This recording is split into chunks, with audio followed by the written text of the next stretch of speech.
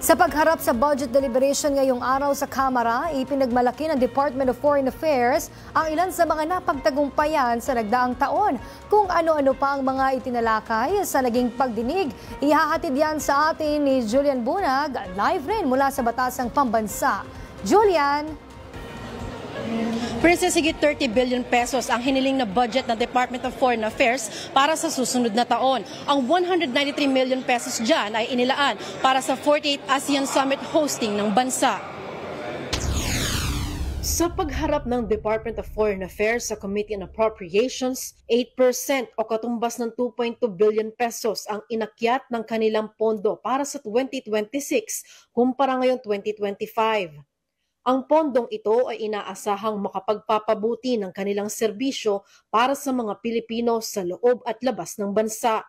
15.2 billion pesos ang nakalaan para sa maintenance at operating expenses. Higit 8.4 billion pesos naman para sa pagpapabuti ng serbisyo ng ahensya gaya ng pagproseso ng visa, passport at iba pang dokumento. 11.7 billion pesos ang para sa personal services na magagamit para matiyak ang kaligtasan ng frontliners sa ibang bansa.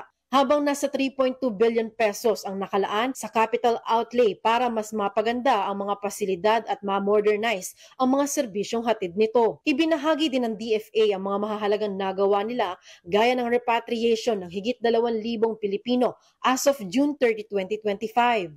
Halos 40,000 ang nabahaginan ng assistance to nationals o ATN funds, habang higit 300 naman ang natulungan sa pamamagitan ng Legal Assistance Fund.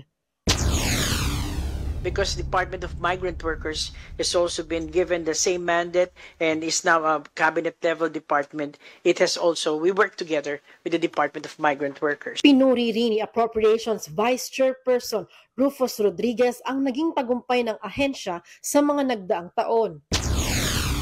We are really here to help, to increase the budget, because the FA has been doing an excellent job in really trying to be able to put our best interest forward, especially against China.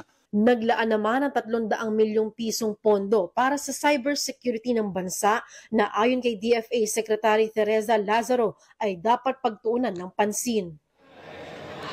Princess, pinuri rin ni Representative Rodriguez ang ginagawang aksyon ng ahensya para maitaguyod ang 1982 UNCLOS at 2016 Arbitral Tribunal ruling. At yan lamang muna ang pinakahuling update mula rito sa Kamara para sa totoong balita sa Bagong Pilipinas. Julian Bunag, Congress News. Maraming salamat, Julian Bunag.